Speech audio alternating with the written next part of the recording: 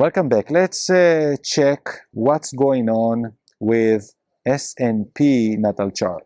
It took me a lot of time to investigate the S&P natal chart because it had different phases of its creation. And to make things short, by the end of 2019, I found the one that represents the S&P, and I'm so proud with the live chart and how I'm predicting the stock market based on the S&P. We're going to what's so-called composite index. S&P composite, that's what I've investigated after also by the help of collaborators in the beginning that really wanted to support my work. And this is from October 25th, 1923. This was for secret for now. I didn't share it with nobody, the data of the S&P and how I generated back then a personal calendar showing the daily move up and down. We are going to see this, by the way, in Model 3, the personal calendar that I stopped giving a service, but you will be able to do it and to mark on your own calendar when is good time for you to invest, when not. Also the daily movement of the chart. And let's see what's this time that the S&P Composite Index was formed we had in sky. Also very interesting to do the investigation, Wikipedia or else, what happened around October 2023. Not just the financial, more things, and to interact with the same energies that I'm going to introduce. So we are having ascendant Jupiter. I'm usually going to the ascendant because the ascendant is showing us how it's interacting with the existence. And Sagittarius ascendant, by the way, I'm Sagittarius ascendant, is giving expansion. It's going and showing you the outer, the opportunities out there. Sagittarius is ruled by Jupiter, so we're directly going to see where is the ruler, where is the depositor of the sign. And Jupiter is right near to the ascendant, is indeed in the 12th house, is still in Scorpio, is in 23 degrees, meaning that now is strong Jupiter in Scorpio, because from tropical and from Vedic point of view is literally in Scorpio. And because Scorpio is ruled by Pluto and by Mars,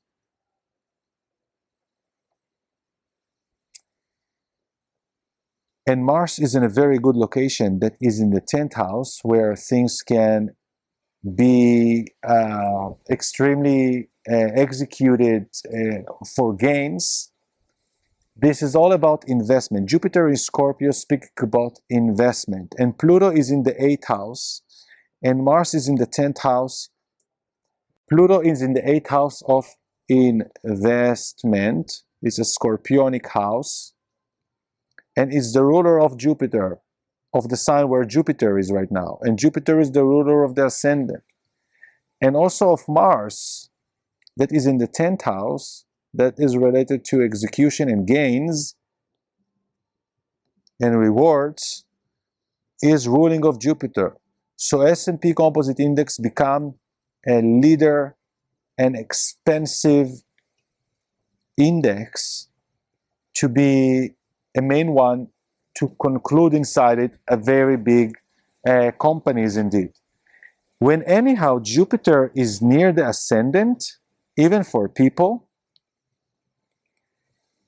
Jupiter in the ascendant, you see something big.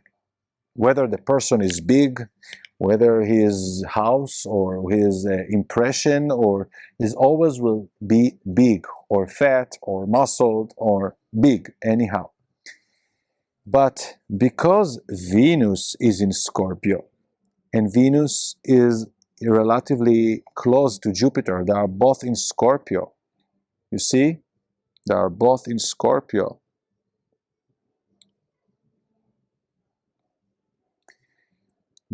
Venus in Scorpio is related to losses, because this is like Venus near to Pluto. This is like giving everything away.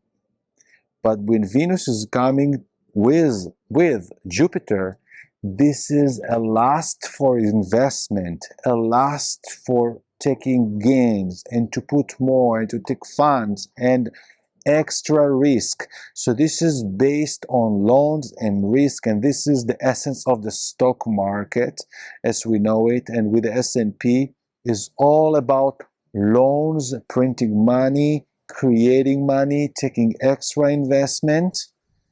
And look, Jupiter, that is the ruler of his ascendant, ruled by Mars and Pluto in such location of success. So indeed, they are positive, but introducing a lot of risk. This is a risk asset that can make a lot of gains and on the same time to bring losses.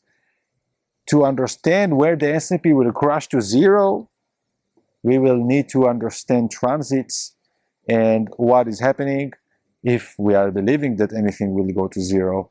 But this is a very winner and a cat sort of life for an asset that just can grow and to expand and to be even a bigger casino.